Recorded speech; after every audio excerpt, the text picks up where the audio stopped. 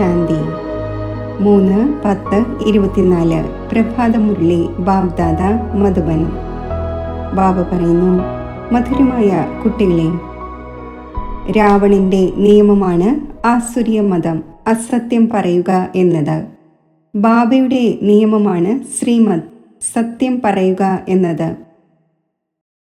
ചോദ്യം: ഏത് കാര്യങ്ങൾ ചിന്തിച്ച് കുട്ടികൾ ആശ്ചര്യപ്പെടേണ്ടതാണ്?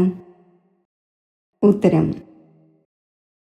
എങ്ങനെയുള്ള പരിധിയില്ലാത്ത വണ്ടർഫുൾ നാടകമാണ് ഇത്! ഏത് ഫീച്ചേഴ്സ്, ഏത് ആക്ട് സെക്കൻഡ് ബൈ സെക്കൻഡ് കടന്നുപോയോ അത് വീണ്ടും കൃത്യമായി റിപ്പീറ്റ് ആകും. എത്ര വണ്ടറാണ്! ഒരാളുടെ ഫീച്ചേഴ്സ് മറ്റൊരാളുടേതുപോലെ ആയിരിക്കില്ല. എങ്ങനെ പരിധിയില്ലാത്ത ബാബ വന്ന് മുഴുവൻ വിശ്വത്തിൻ്റെയും സദ്ഗതി ചെയ്യുന്നു, പഠിപ്പിക്കുന്നു. ഇതും വണ്ടറാണ്. ഓം ശാന്തി. ആത്മീയ പിതാവായ ശിവൻ ഇരുന്ന് തൻ്റെ ആത്മീയ കുട്ടികളായ സാലിഗ്രാമങ്ങൾക്ക് മനസ്സിലാക്കിച്ചു തരികയാണ്. എന്ത് മനസ്സിലാക്കിച്ചു തരുന്നു? സൃഷ്ടിയുടെ ആദിമധ്യ അന്ത്യത്തിൻ്റെ രഹസ്യം മനസ്സിലാക്കിച്ചു തരുന്നു. ഇത് മനസ്സിലാക്കിക്കുന്നവൻ ഒരേ ഒരു ബാബയാണ്. മറ്റേതെല്ലാം ആത്മാക്കൾ അഥവാ സാലിഗ്രാമങ്ങളുണ്ടോ? എല്ലാവരുടെയും ശരീരത്തിന് പേരുണ്ട്. പിന്നെ ശരീരമില്ലാത്ത ഒരേ ഒരു പരമാത്മാവാണ് ഉള്ളത്. ആ പരമാത്മാവിൻ്റെ നാമം ശിവൻ എന്നാകുന്നു. ആ ഒന്നിനെ തന്നെയാണ് പതീത പാവനൻ പരമാത്മാവ് എന്ന് പറയുന്നത്. ആ ഒന്ന് കുട്ടികളായ നിങ്ങളെ ഈ മുഴുവൻ വിശ്വത്തിൻ്റെയും ആദി മധ്യ അന്ത്യത്തിൻ്റെ രഹസ്യം മനസ്സിലാക്കിക്കുകയാണ്. പാർട്ട് അഭിനയിക്കുവാനായി എല്ലാവരും ഇവിടെ വരുന്നു. ഇതും മനസ്സിലാക്കിച്ചു തന്നിട്ടുണ്ട്. വിഷ്ണുവിൻ്റേത് 2 രൂപമാണ്. ശങ്കറിന് പാർട്ടൊന്നുമില്ല. ഇതെല്ലാം ബാബ ഇരുന്ന് മനസ്സിലാക്കിക്കുന്നു. ബാബ എപ്പോൾ വരുന്നു? പുതിയ സൃഷ്ടിയുടെ സ്ഥാപനയും പഴയതിൻ്റെ വിനാശവും നടക്കേണ്ടതുള്ളപ്പോൾ. കുട്ടികൾ അറിയുന്നുണ്ട്, പുതിയ ലോകത്തിൽ ഒരു ആദി സനാതന ദേവീദേവതാ ധർമ്മത്തിൻ്റെ സ്ഥാപന ഉണ്ടാകുന്നു. അതാണെങ്കിൽ പരംപിത പരമാത്മാവിനല്ലാതെ മറ്റാർക്കും ചെയ്യുവാനേ സാധിക്കില്ല. ആ ഒന്ന് പരമ ആത്മാവാണ്. അതിനെ പരമാത്മാ എന്ന് പറയുന്നു. ആ ഒന്നിൻ്റെ നാമം ശിവൻ എന്നാകുന്നു. ആ ഒന്നിന് ശരീരത്തിൻ്റെ നാമം വയ്ക്കപ്പെടുന്നില്ല. മറ്റാരെല്ലാം ഉണ്ടോ എല്ലാവർക്കും ശരീരത്തിനാണ് പേര് വയ്ക്കപ്പെടുന്നത്. മുഖ്യമായി ആരെല്ലാം ഉണ്ടോ അവരെല്ലാം വന്നു കഴിഞ്ഞു എന്നതും മനസ്സിലാക്കുന്നുണ്ട്. ഡ്രാമയുടെ ചക്രം തിരിഞ്ഞ് ഇപ്പോൾ അന്തിമം വന്നെത്തിയിരിക്കുന്നു. അന്തിമത്തിൽ ബാബയും വേണം. ആ ഒന്നിൻ്റെ ജയന്തിയും ആഘോഷിക്കുന്നു. ശിവജയന്തിയും ഈ സമയത്ത് ആഘോഷിക്കുന്നു. ലോകം മാറേണ്ടതുണ്ട് എന്നിരിക്കെ ഘോര അന്ധകാരത്തിൽ നിന്നും ഘോര പ്രകാശമുണ്ടാകുന്നു. അതായത് ദുഃഖധാമത്തിൽ നിന്നും സുഖധാമം ആകേണ്ടതുണ്ട്. കുട്ടികൾ അറിയുന്നുണ്ട്, പരംപിത പരമാത്മാ ശിവൻ ഒരേ ഒരു തവണ പുരുഷോത്തമ സംഗമയുഗത്തിൽ വരുന്നു. പഴയ ലോകത്തിൻ്റെ വിനാശവും പുതിയ ലോകത്തിൻ്റെ സ്ഥാപനയും ചെയ്യുന്നതിനു വേണ്ടി. ആദ്യം പുതിയ ലോകത്തിൻ്റെ സ്ഥാപന, പിന്നീട് പഴയ ലോകത്തിൻ്റെ വിനാശം നടക്കുന്നു. കുട്ടികൾ മനസ്സിലാക്കുന്നുണ്ട്, പഠിച്ച് നമുക്ക് സമർത്ഥരാകണം. ദൈവിക ഗുണവും ധാരണ ചെയ്യണം. ആസുരീയ ഗുണങ്ങൾ മാറ്റണം. ദൈവിക ഗുണങ്ങളുടെയും ആസുരീയ ഗുണങ്ങളുടെയും വർണ്ണന ചാർട്ടിൽ കാണിക്കേണ്ടതുണ്ട്. സ്വയം നോക്കണം, നമ്മൾ ആരെയെങ്കിലും ശല്യം ചെയ്യുന്നില്ലല്ലോ, അസത്യം പറയുന്നില്ലല്ലോ, ശ്രീമത്തിന് വിരുദ്ധമായി നടക്കുന്നില്ലല്ലോ. അസത്യം പറയുന്നത്, ആർക്കെങ്കിലും ദുഃഖം നൽകുന്നത്, വിഷമിപ്പിക്കുന്നത്, ഇത് രാവണന്റെ നിയമമാണ്. മറ്റേത് രാമന്റെ നിയമമാണ്. ശ്രീമത്തിനെക്കുറിച്ചും ആസുരീയ മതത്തെക്കുറിച്ചും പാടപ്പെട്ടിട്ടുമുണ്ട്. പകുതി കൽപ്പം ആസുരീയ മതം തുടരുന്നു. അതിലൂടെ മനുഷ്യൻ അസുരനും ദുഃഖിയും രോഗിയും ആകുന്നു. 5 വികാരങ്ങൾ പ്രവേശിക്കുന്നു. ബാബ വന്ന് ശ്രീമത്ത് നൽകുന്നു. കുട്ടികൾക്കറിയാം, ശ്രീമത്തിലൂടെ നമുക്ക് ദൈവിക ഗുണം ലഭിക്കുന്നു. ആസുരീയ ഗുണങ്ങളെ മാറ്റേണ്ടതുണ്ട്. അഥവാ ആസുരീയ ഗുണം അവശേഷിക്കുകയാണെങ്കിൽ പദവി കുറഞ്ഞു പോകും. ജന്മജന്മാന്തരങ്ങളിലെ പാപങ്ങളുടെ ഭാരം ഏതൊന്നാണോ ശിരസിലുള്ളത്, അത് നമ്പർ വൈസ് പുരുഷാർത്ഥമനുസരിച്ച് ലഘുവായി മാറും. ഇപ്പോൾ ഇത് പുരുഷോത്തമ സംഗമയുഗമാണ് എന്നത് മനസ്സിലാക്കുന്നുണ്ട്. ബാബയിലൂടെ ഇപ്പോൾ ദൈവിക ഗുണങ്ങൾ ധാരണ ചെയ്ത് പുതിയ ലോകത്തിൻ്റെ അധികാരിയാകുന്നു. അപ്പോൾ പഴയ ലോകം തീർച്ചയായും ഇല്ലാതാവുക തന്നെ വേണം എന്നത് തെളിയുന്നു. പുതിയ ലോകത്തിൻ്റെ സ്ഥാപന ബ്രഹ്മകുമാർ കുമാരിമാരിലൂടെ ഉണ്ടാകേണ്ടതുണ്ട്. ഇതിൻ്റെയും ഉറച്ച നിശ്ചയമുണ്ട്. അതിനാൽ സർവീസിൽ മുഴുകിയിരിക്കുകയാണ്. ആരുടെയെങ്കിലുമൊക്കെ മംഗളം ചെയ്യുന്നതിൻ്റെ പ്രയത്നം ചെയ്തുകൊണ്ടിരിക്കുന്നു. നിങ്ങൾ അറിയുന്നുണ്ട്, നമ്മുടെ സഹോദരി സഹോദരന്മാർ എത്ര സർവീസ് ചെയ്യുന്നു. എല്ലാവർക്കും ബാബയുടെ പരിചയം നൽകിക്കൊണ്ടിരിക്കുന്നു. ബാബ വന്നിരിക്കുകയാണ്. തീർച്ചയായും ആദ്യം കുറച്ചു പേർക്ക് തന്നെയായിരിക്കും ലഭിക്കുന്നത്. പിന്നെ അഭിവൃദ്ധി പ്രാപിച്ചുകൊണ്ടിരിക്കും. ഒരു ബ്രഹ്മാവിലൂടെ എത്ര ബ്രഹ്മകുമാർ ഉണ്ടാകുന്നു. ബ്രാഹ്മണ കുലം തീർച്ചയായും വേണമല്ലോ. നിങ്ങൾക്കറിയാം, നമ്മളേവരും ബ്രഹ്മകുമാർ കുമാരിമാരാണ്. ശിവബാബയുടെ സന്താനങ്ങൾ എല്ലാവരും സഹോദരന്മാരാണ്. യഥാർത്ഥത്തിൽ സഹോദരന്മാരാണ്. പിന്നെ പ്രജാപിത ബ്രഹ്മാവിൻ്റേത് ആകുന്നതിലൂടെ സഹോദരി സഹോദരൻ ആകുന്നു. പിന്നെ ദേവതാകുലത്തിൽ പോകും. അപ്പോൾ സംബന്ധങ്ങൾ വർദ്ധിച്ചുകൊണ്ടിരിക്കും. ഈ സമയത്ത് ബ്രഹ്മാവിൻ്റെ പുത്രന്മാരും പുത്രിമാരുമാണ്. അപ്പോൾ ഒരേ കുലമായി. ഇതിനെ ഡിനാസ്റ്റി എന്ന് പറയില്ല. രാജ്യം കൗരവരുടേതുമില്ല, പാണ്ഡവരുടേതുമില്ല. ഡിനാസ്റ്റി ഉണ്ടാകുന്നത് രാജാവും റാണിയും നമ്പർ അനുസരിച്ച് ഗദ്ദിയിൽ ഇരിക്കുമ്പോഴാണ്. ഇപ്പോഴാണെങ്കിൽ പ്രജയുടെ മേൽ പ്രജയുടെ രാജ്യമാണ്. തുടക്കം മുതൽ പവിത്ര ഡിനാസ്റ്റിയും അപവിത്ര ഡിനാസ്റ്റിയും തുടർന്നു വന്നു. പവിത്ര ഡിനാസ്റ്റി ദേവതമാരുടേത് തുടർന്നു. കുട്ടികൾക്കറിയാം, 5000 വർഷങ്ങൾക്ക് മുമ്പ് ഹെവൻ ആയിരുന്നപ്പോൾ പവിത്ര ഡിനാസ്റ്റി ഉണ്ടായിരുന്നു. അവരുടെ ചിത്രവുമുണ്ട്. എത്ര പ്രൗഢമായ ക്ഷേത്രങ്ങൾ ഉണ്ടാക്കപ്പെട്ടിരിക്കുകയാണ്. മറ്റാരുടെയും ക്ഷേത്രമില്ല. ധാരാളം ക്ഷേത്രങ്ങൾ ഈ ദേവതമാരുടേത് തന്നെയാണുള്ളത്. കുട്ടികൾക്ക് മനസ്സിലാക്കിച്ചു തന്നു. മറ്റെല്ലാവരുടെയും ശരീരത്തിൻ്റെ പേര് മാറുന്നു. ഈ ഒന്നിൻ്റെ നാമമാണ് ശിവൻ എന്ന് തുടർന്നു വന്നിരിക്കുന്നത്. ശിവ ഭഗവാൻ വാച. ഒരു ദേഹധാരിയെയും ഭഗവാൻ എന്ന് പറയില്ല.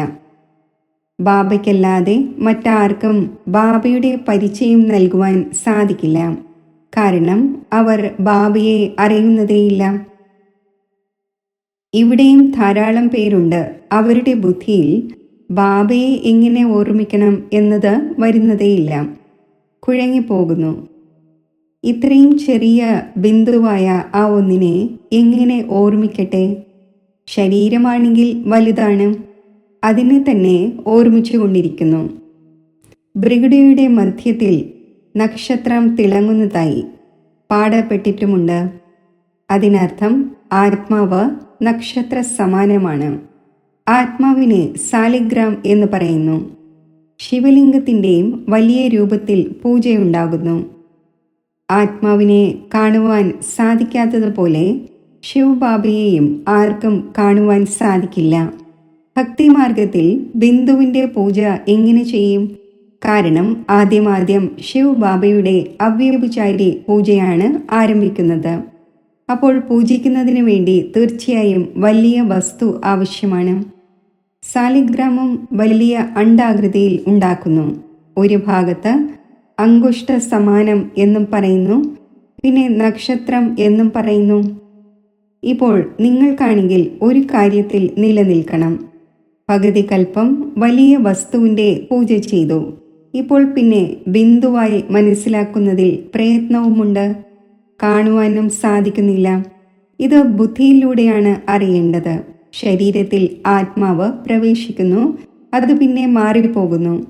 ആർക്കും കാണുവാൻ സാധിക്കുന്നില്ല. വലിയ വസ്തു ആയിരുന്നുവെങ്കിൽ കാണുവാൻ കഴിഞ്ഞേനെ. ബാബയും ഇതേപോലെ ബിന്ദുവാണ്. എന്നാൽ ആ ഒന്ന് ജ്ഞാനത്തിൻ്റെ സാഗരമാണ്. മറ്റാരെയും ജ്ഞാനത്തിൻ്റെ സാഗരം എന്ന് പറയില്ല. ശാസ്ത്രം ഭക്തിമാർഗത്തിൻ്റെതാണ്. ഇത്രയും വേദശാസ്ത്രങ്ങളെല്ലാം ആരാണ് ഉണ്ടാക്കിയത്? വ്യാസൻ ഉണ്ടാക്കി എന്ന് പറയുന്നു. ക്രൈസ്റ്റിൻ്റെ ആത്മാവ് ഏതെങ്കിലും ശാസ്ത്രമൊന്നും ഉണ്ടാക്കിയിട്ടില്ല. പിന്നീട് മനുഷ്യർ ഇരുന്ന് ഉണ്ടാക്കുന്നു.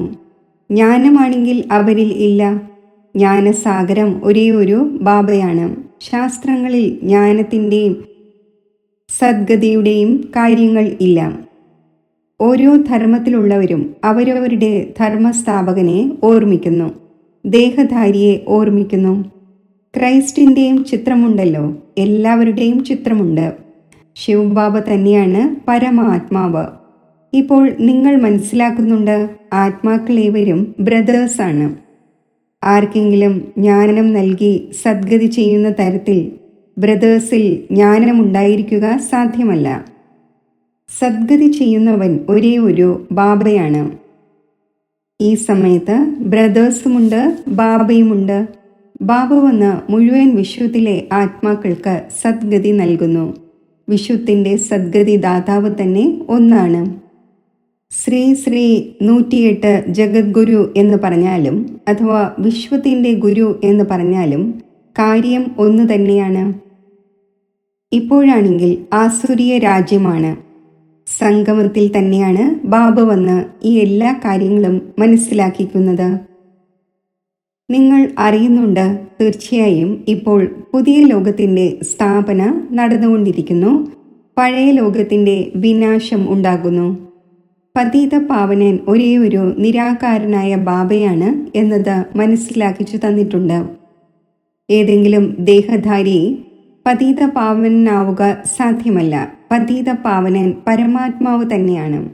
അഥവാ പതീത പാവന സീതാറാം എന്ന് പറഞ്ഞാൽ പോലും ബാബ മനസ്സിലാക്കിച്ചു തന്നിട്ടുണ്ട്, ഭക്തിയുടെ ഫലം നൽകുവാൻ ഭഗവാൻ വരുന്നു. അപ്പോൾ എല്ലാ സീതമാരും ബ്രൈഡ്സായി. ബ്രൈഡ് ഗ്രൂം ഒരു രാമനാണ്. ആ ഒന്ന് എല്ലാവർക്കും സദ്ഗതി നൽകുന്നവനാണ്.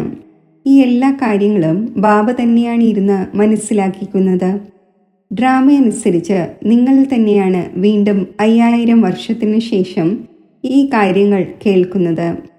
ഇപ്പോൾ നിങ്ങളേവരും പഠിച്ചുകൊണ്ടിരിക്കുന്നു. സ്കൂളിൽ എത്ര അനേകം പേർ പഠിക്കുന്നു.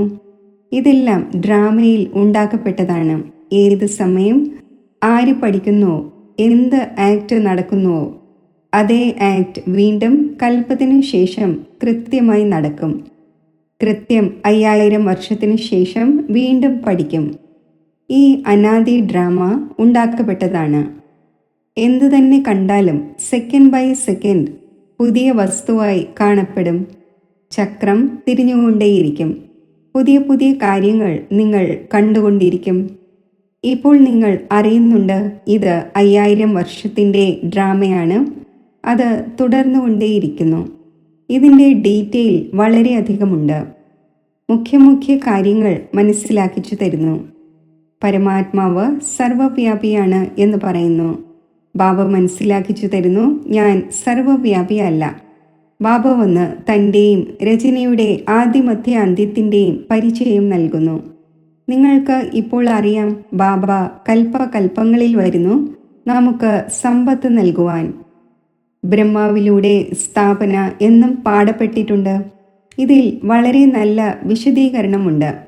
വിരാട് രൂപത്തിനും തീർച്ചയായും അർത്ഥമുണ്ടാകുമല്ലോ. എന്നാൽ ബാബയ്ക്കല്ലാതെ ഒരിക്കലും ആർക്കും മനസ്സിലാക്കിക്കാൻ സാധിക്കില്ല.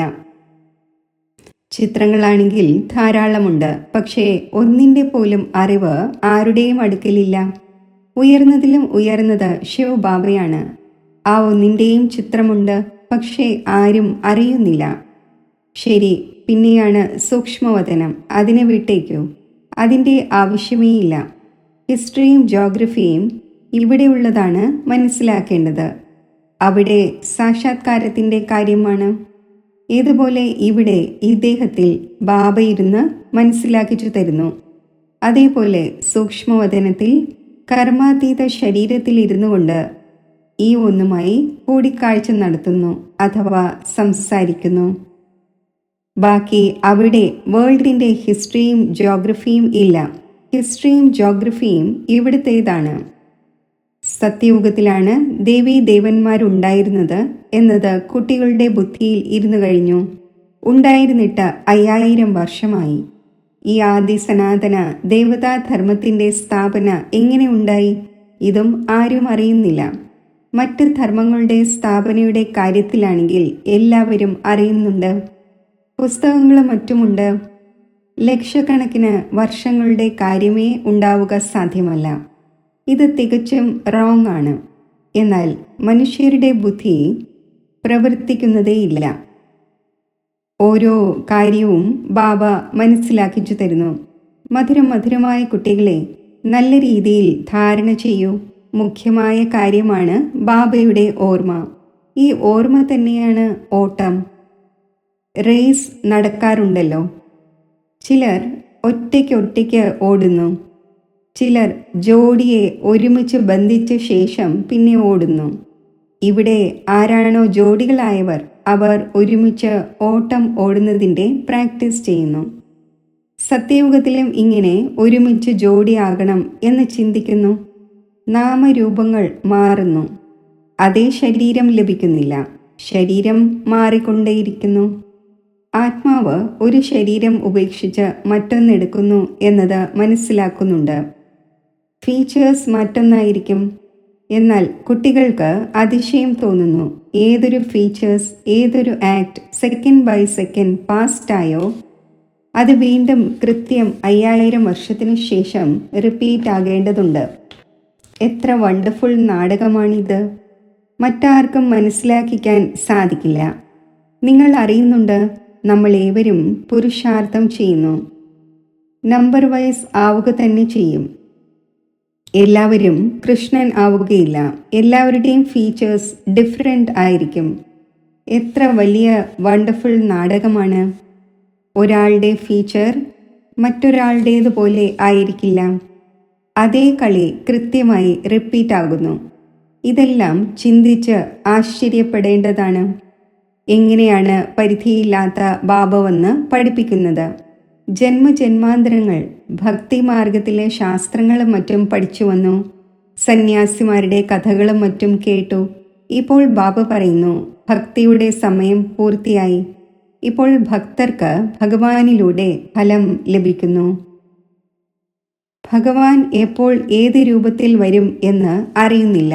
ചിലപ്പോൾ പറയുന്നു ശാസ്ത്രങ്ങൾ പഠിക്കുന്നതിലൂടെ ഭഗവാനെ ലഭിക്കും എന്ന്. ചിലപ്പോൾ പറയുന്നു ഇവിടെ വരുമെന്ന്. അഥവാ ശാസ്ത്രങ്ങളിലൂടെ കാര്യം നടക്കുമെങ്കിൽ പിന്നെ ബാബയ്ക്ക് എന്തിനാണ് വരേണ്ടി വരുന്നത്?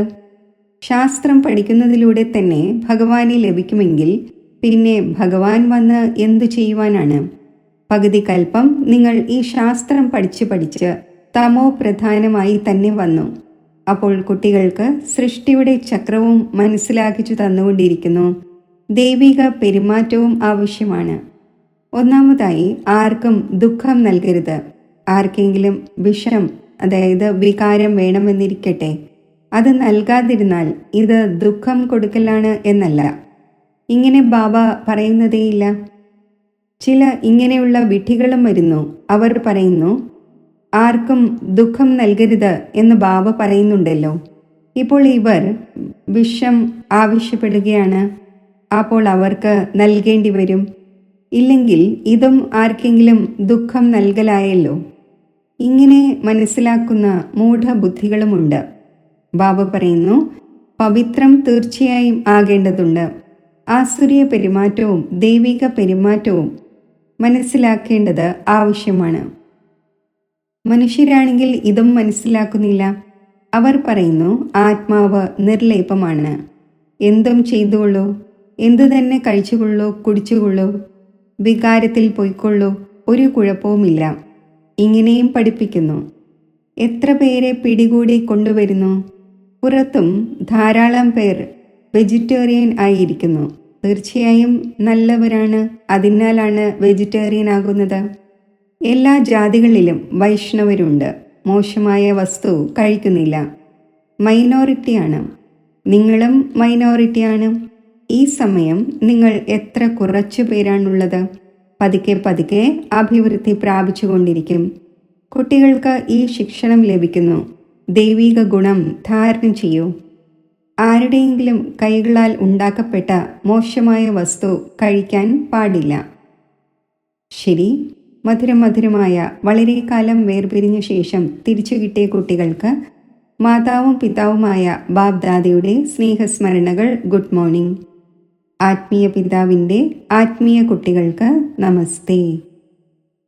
ധാരണയ്ക്കുള്ള മുഖ്യസാരം. തൻ്റെ ചാർട്ട് നോക്കണം. നമ്മൾ ശ്രീമത്തിന് വിരുദ്ധമായി നടക്കുന്നില്ലല്ലോ, അസത്യം പറയുന്നില്ലല്ലോ, ആരെങ്കിലും ശല്യം ചെയ്യുന്നില്ലല്ലോ, ദൈവിക ഗുണം ധാരണ ചെയ്തുവോ? പഠനത്തോടൊപ്പം ദൈവിക പെരുമാറ്റവും ധാരണ ചെയ്യേണ്ടതുണ്ട്. പവിത്രം തീർച്ചയായും ആകണം. ഏതെങ്കിലും മോശമായ വസ്തുക്കൾ കഴിക്കരുത്. പൂർണ്ണമായും വൈഷ്ണവനാകണം. റേസ് ചെയ്യണം. വരദാനം. ബാബയുടെ ആജ്ഞയനുസരിച്ച് ബുദ്ധിയെ ശൂന്യമാക്കി വയ്ക്കുന്ന, വ്യർത്ഥത്തിൽ നിന്നും വികാരി സ്വപ്നങ്ങളിൽ നിന്ന് പോലും മുക്തമായി ഭവിക്കട്ടെ. ബാബയുടെ ആജ്ഞയാണ്, ഉറങ്ങുന്ന സമയത്ത് സദാ തൻ്റെ ബുദ്ധിയെ ക്ലിയറാക്കൂ.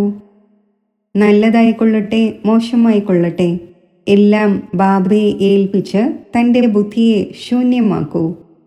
ബാബയ്ക്ക് നൽകിയ ശേഷം ബാബയോടൊപ്പം ഉറങ്ങൂ. ഒറ്റയ്ക്കല്ല.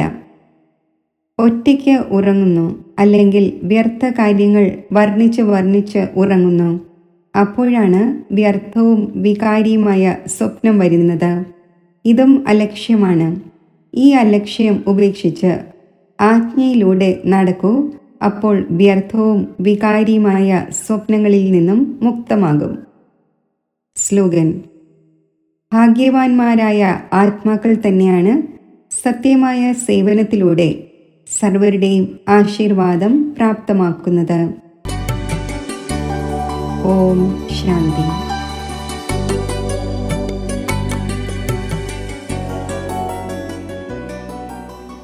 ഞാൻ ആത്മാവ് ഒരു തിളങ്ങുന്ന നക്ഷത്രമായി ഭൃഗുടിയാകുന്ന സിംഹാസനത്തിൽ സ്ഥിതി ചെയ്യുന്നു.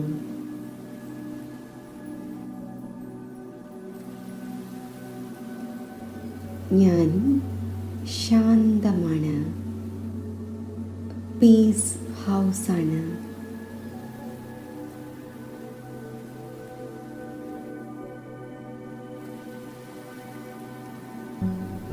ശാന്തിയുടെ സ്വരൂപമാണ്.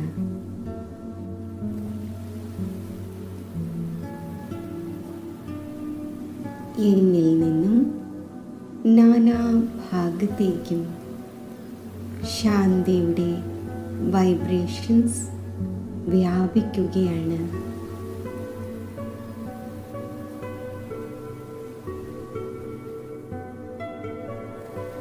പരമധാമത്തിൽ ശാന്തിയുടെ സാഗരമായ പരമജ്യോതിസായ ശിവബാബയിൽ നിന്നും ശാന്തിയുടെ അനന്ത കിരണങ്ങൾ നാനാഭാഗത്തും വ്യാപിച്ചുകൊണ്ടിരിക്കുന്നു.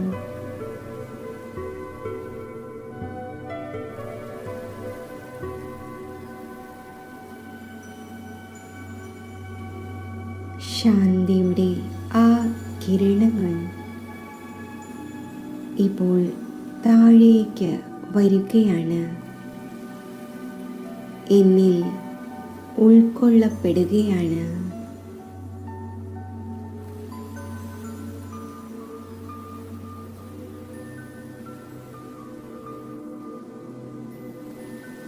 പരമാത്മാ ശാന്തി എന്നിൽ നിറഞ്ഞ് നാനാഭാഗത്തേക്കും വ്യാപിക്കുകയാണ്.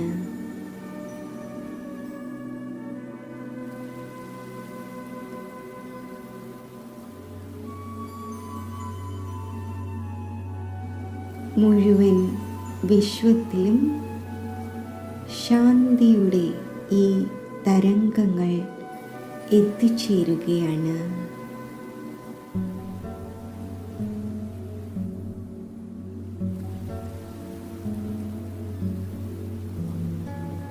മുഴുവൻ വിശ്വത്തിലും അനേകം ആത്മാക്കൾ അനേകം കാരണങ്ങളാൽ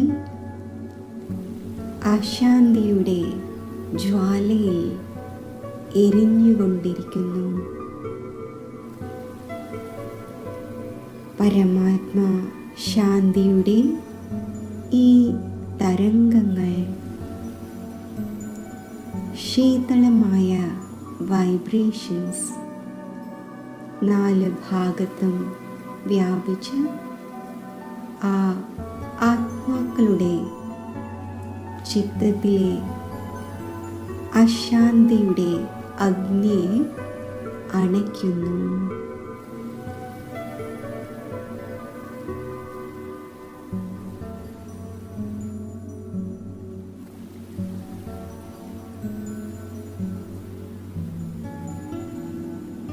ആ സർവ ആത്മാക്കളുടെയും മനസ്സ് ശാന്തമായി കൊണ്ടിരിക്കുന്നു.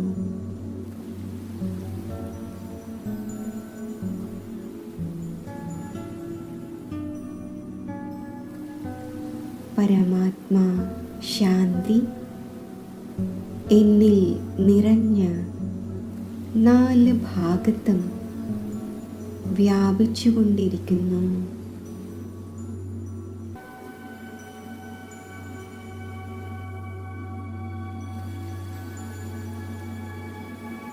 മുഴുവൻ വിശ്വത്തിലും ഡീപ് സൈലൻസ് രചിക്കപ്പെടുന്നു.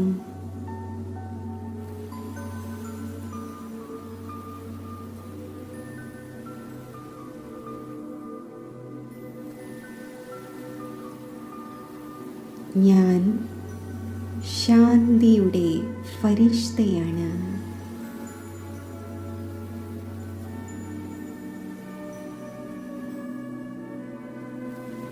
സൂക്ഷ്മലോകത്തിലേക്ക് ഞാൻ എത്തിച്ചേരുന്നു.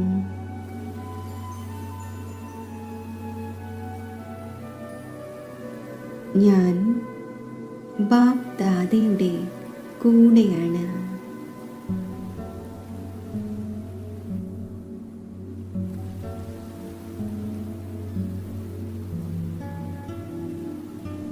ബാബയുടെ മസ്തകത്തിൽ നിന്നും ശാന്തിയുടെ അനന്ത കിരണങ്ങൾ താഴെ ലോകത്തിൽ വ്യാപിക്കുന്നു.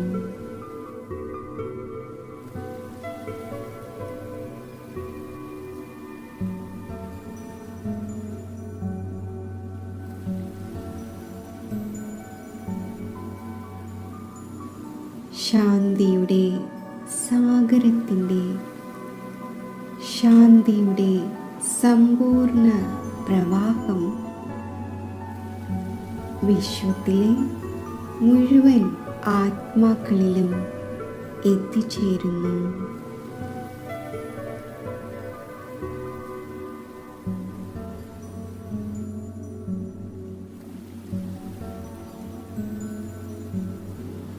ഞാനും ബാബയുടെ കൂടെ പീസ് ഹൗസായി സ്ഥിതി ചെയ്യുന്നു.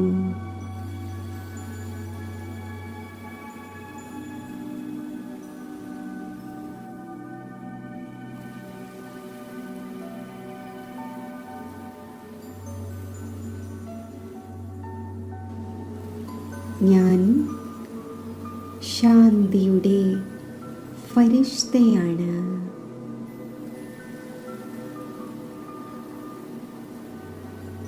എൻ്റെ മസ്തകത്തിൽ നിന്നും എൻ്റെ നയനങ്ങളിൽ നിന്നും ശാന്തിയുടെ കിരണങ്ങൾ മുഴുവൻ ലോകത്തിലും വ്യാപിക്കുകയാണ്.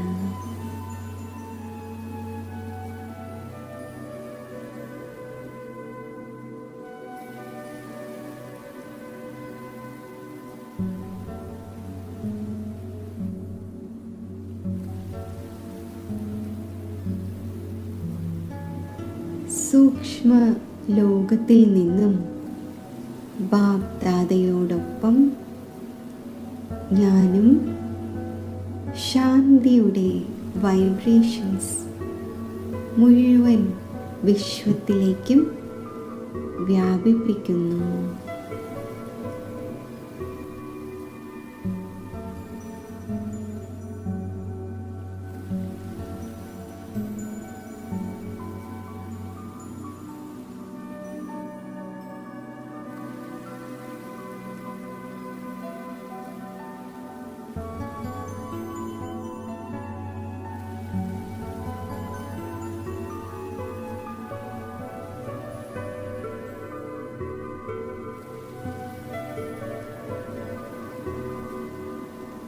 ലോകത്തിലെ അനേകം ആത്മാക്കൾ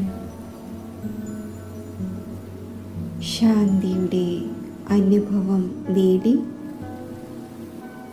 ശാന്തിയുടെ സാഗരമായ ബാബയിലേക്ക് ആകർഷിതരാകുന്നു.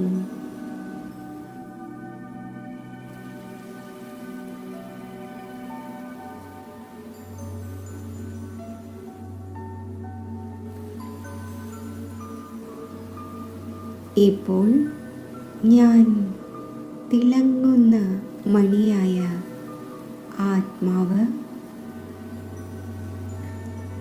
സൂക്ഷ്മ ദേഹത്തിൽ നിന്നും വേർപെട്ട് ശാന്തിധാമം ആകുന്ന എൻ്റെ ആത്മഗ്രഹത്തിലേക്ക് സഞ്ചരിക്കുന്നു.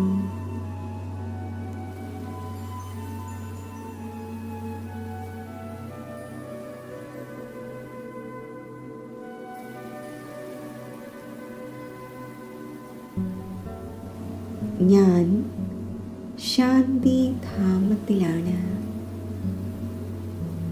ഇവിടെ 4 ഭാഗത്തും അസീമമായ ശാന്തിയാണ്.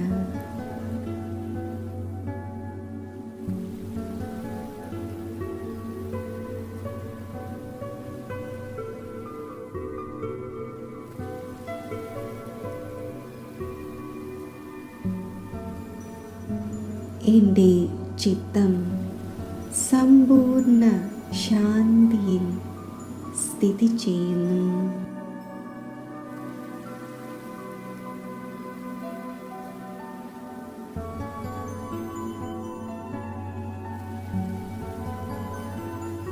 എൻ്റെ മുന്നിൽ ശാന്തിയുടെ സാഗരത്തെ ഞാൻ ദർശിക്കുന്നു.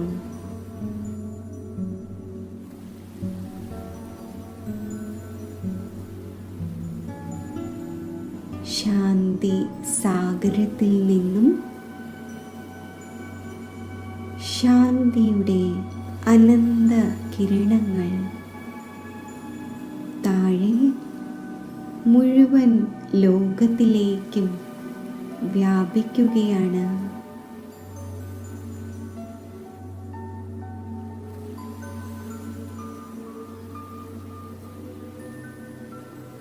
ഞാൻ ആത്മാവ് മാസ്റ്റർ ശാന്തി സാഗരമാണ്.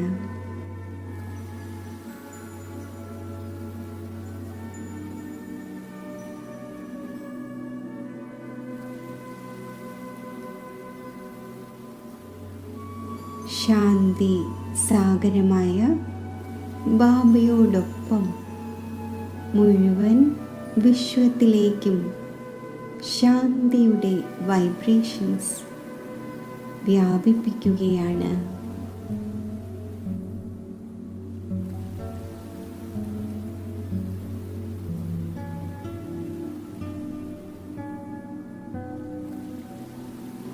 ശാന്തിയുടെ ഈ വൈബ്രേഷൻസ് സർവ ആത്മാക്കളെയും ശാന്തമാക്കിക്കൊണ്ടിരിക്കുന്നു.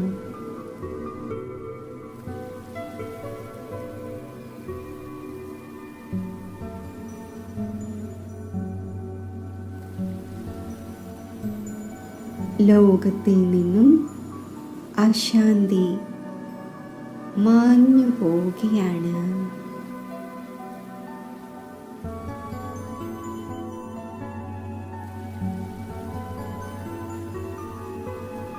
ശാന്തിയുടെ തരംഗങ്ങൾ പ്രാപ്തമാക്കി എല്ലാ ആത്മാക്കളുടെയും ചിത്തം ശാന്തമാകുന്നു.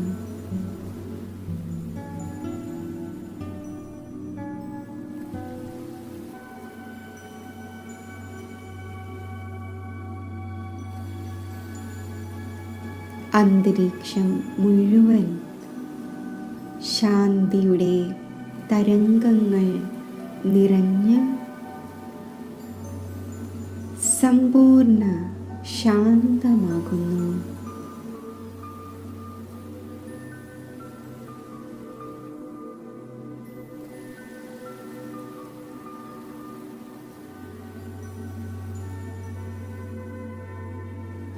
ഞാനും ശാന്തി സാഗരവുമായി കമ്പൈൻഡ് ആയിരിക്കുന്നു. എന്നിലും സമ്പൂർണ്ണ ഈശ്വരീയ ശാന്തിയുടെ നിറവ് ഞാൻ അനുഭവിക്കുന്നു.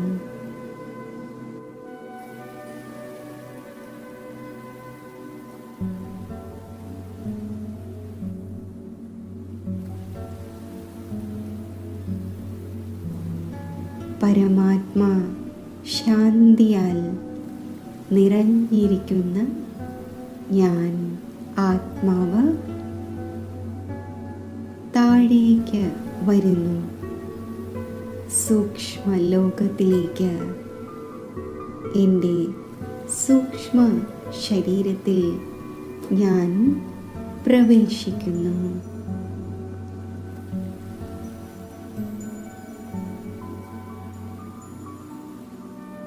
ഞാൻ ശാന്തിയുടെ ഫരിഷ്തയാണ്. എന്നിൽ നിന്നും നാനാഭാഗത്തേക്കും ശാന്തിയുടെ പ്രകാശം വ്യാപിച്ചുകൊണ്ടിരിക്കുന്നു.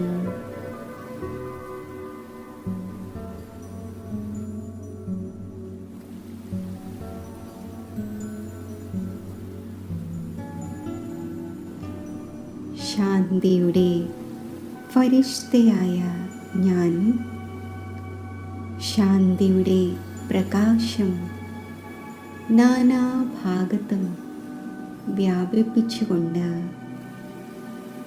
താഴേക്ക് വരുന്നു.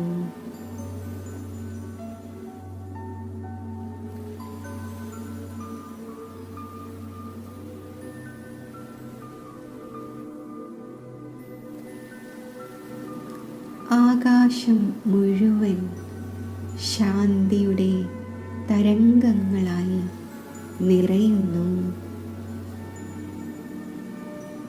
മുഴുവൻ പ്രകൃതിയും ശാന്തിയുടെ കിരണങ്ങൾ ഉൾക്കൊള്ളുകയാണ്. ഫരിഷ്തയായ ഞാൻ എൻ്റെ സ്ഥൂല ദേഹത്തിലേക്ക് പ്രവേശിക്കുന്നു. ഞാൻ ശാന്തിയുടെ ഫരിഷ്തയായി ദേഹത്തിൽ സ്ഥിതി ചെയ്യുമ്പോൾ ദേഹം മുഴുവൻ ശാന്തിയുടെ പ്രകാശ കിരണങ്ങൾ വ്യാപിച്ച് സർവ കർമ്മേന്ദ്രിയങ്ങളും സമ്പൂർണ്ണ ശീതളവും ശാന്തവും ആകുന്നു. ശരീരത്തിലെ ഓരോ കോശങ്ങളിലും ഈശ്വരീയ ശാന്തി നിറയുന്നു. എൻ്റെ ശരീരവും മനസ്സും ശാന്തിയുടെ ശക്തിയാൽ സമ്പന്നം ആയിരിക്കുന്നു.